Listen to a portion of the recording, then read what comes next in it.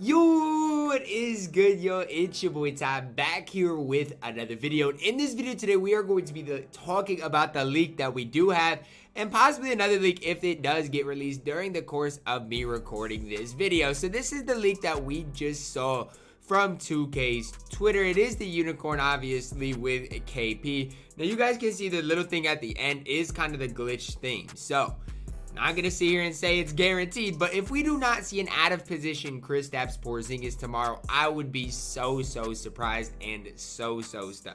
So kind of what I'm expecting is a shooting guard small forward Kristaps Porzingis like the one we saw last year. Again, could it be a retro kind of pack in general? It could be, but I don't know if we've gotten any 2K20 retro cards. Maybe we have. I'm not 100% sure on that. Now, before we dive any deeper on what we could possibly, or what this card could possibly look like, how it's going to change the game, all those types of things, if you are new to my channel and have not yet, please consider smashing that subscribe button as we're on the road to 70,000 subscribers. Obviously, it's kind of weird because usually they drop these leaks at the top of the hour.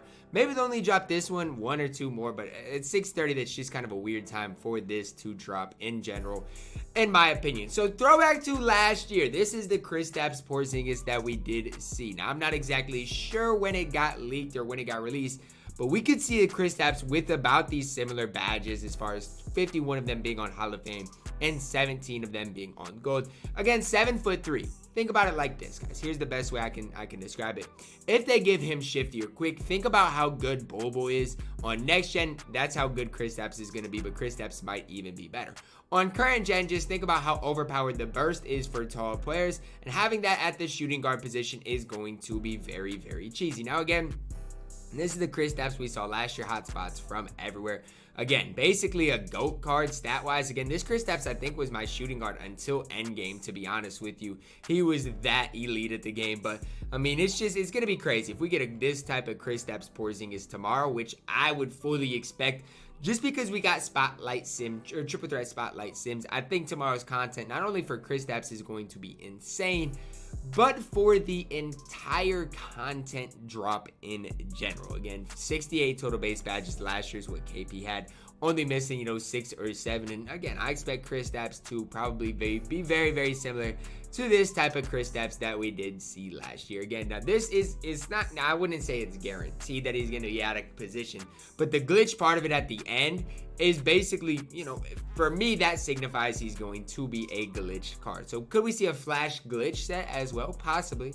Could possibly see that, just another flash set. But I mean, we could see a retro set with just a glitch Kristaps within there. I don't know exactly what we are going to see as far as just the pack drop in general.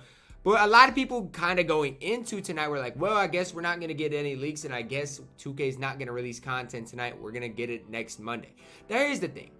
When was the last Friday we've seen in which 2K does not release content? It's been so long, so why would we not get content tomorrow? That's just kind of what I was thinking going into it. I knew we'd get content. I didn't know if there would be a leak coming or not. Obviously, we got one, and that is this of Kristaps Porzingis. So, who can we see with Kristaps? That's probably going to be a common question. Now, that's the tough part. I don't necessarily think we'll see any more invincible cards in packs this drop. So, if that's kind of what you're looking for, if you're looking for an invincible card, don't necessarily expect that to come tomorrow, because here's my thing. I don't even know if we'll see another invincible card all season long. I get it. We've only got 14 more days left in the season. I don't necessarily expect another invincible card. But if we do get more glitch players, could we see, a glitch point guard Giannis coming with Porzingis? Or a retro point guard Giannis that we saw last year? They could go so many different ways if we get retro. But if we just get a flash glitch, or, a couple flash glitch players, who else could we see? And I know we saw a lot last year as far as 2K when they dropped the glitch set. We even saw a Spud Webb that could play center. I'm pretty sure we saw a Russ that could play power forward. We just saw so many different combinations. And honestly, if 2K dropped that type of thing, I would be a massive fan of it. Like guards that could play big and all of those things. Let's see if 2K did drop anything new here. Okay, I like what we're seeing. So to go along with Kristaps Porzingis tomorrow, we also get Paul George. Now, do I expect Paul George to be a glitch card? That's probably the toughest question of the day. I personally don't think so. They might. I do expect him to have shooting guard eligibility though. So I expect a small forward shooting guard Paul George. Now that's interesting, because if we see a glitch small forward shooting guard KP and then a small forward shooting guard Paul George, say goodbye to Julius Erving. That's really all I can say. And then the grind for Jimmy Butler then becomes irrelevant, because Jimmy's no longer probably a top 2 shooting guard in the game. Now here's the thing about Paul George. Going into this season, I thought PG-13 was going to be our season XP award. Now that was my personal opinion. I didn't really have anything to base it on, but that's kind of that was what I was thinking going into the season, going into this season. I thought he was going to be our XP reward. Now let's see. Okay, it's not that Paul George. Let's get to this Paul George. This was the best Paul George we saw last year, and I expected again to be a shooting guard small forward Paul George. I do expect him to be a little bit better, because if we go to our Paul George that we have this year, we've already got a very good Galaxy Opal Paul George. Now again, he's a little bit outdated, right? Only got the 29 Hall of Famers, so this could be about the badges we see for the Paul George if we do indeed get one tomorrow.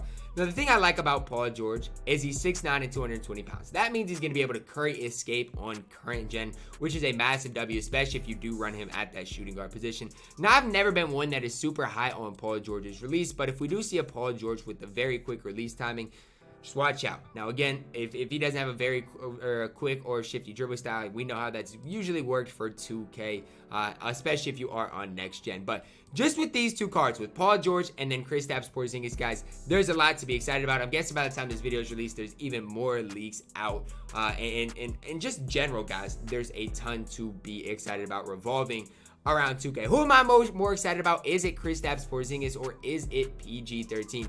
There's no doubt about it. If Kristaps is a glitch card and can run their shooting guard position, or run the shooting guard, run shooting guard for me, that's who I'm going to run at my starting shooting guard position. I don't even think there's any doubt about it, because last year I tried running other people, but then once you run Porzingis, you just realize how important and valuable height is on the court. We're getting to the time and stage that you're going to see Ben Simmons at point guard. You're going to see Kristaps at shooting guard. You're going to see a guy like Thon Maker at small forward. You're going to see a guy like Bobo at power forward. And then you're going to see eventually a GOAT Yao at center. Like, we are getting to the end game type of days within 2K, guys. And whether you like it or not, it's endgame 2K. This is really where it starts to kind of trend. Obviously, guys, we're getting to the end of May, so I don't mind seeing these cards. I mean, it is pretty late in the year in general, so I really don't mind seeing these cards at all. I know a lot of people probably don't like it. A lot of people are like, well, it's gonna break the game.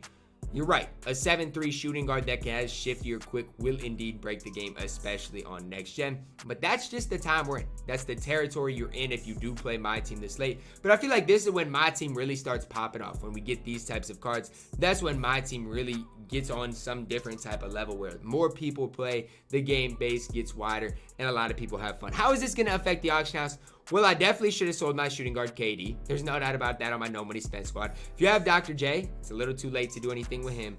If you have any of those players, guys, look, I don't know what to tell you, because none of those guys are even going to probably be top 3 or 4 shooting guards come tomorrow. If you just grinded for Jimmy Butler and aren't able to get Bill Russell, I also kind of feel bad for you guys, because I just know how 2K always is. When we get spotlights, there's always something bigger coming in. I don't even know what the biggest drop is going to be here. I'm expecting something big at the top of the hour. But I hope you guys are excited about tomorrow, as I am. I needed a little recovery day today, but tomorrow we'll be ready to go. But comment down below. You guys more excited about Paul George or Kristaps Porzingis? Let me know that down below in the comments, guys. Drop a like on the video. Subscribe if you are new. And as always, man, I love you guys, and have a blessed day.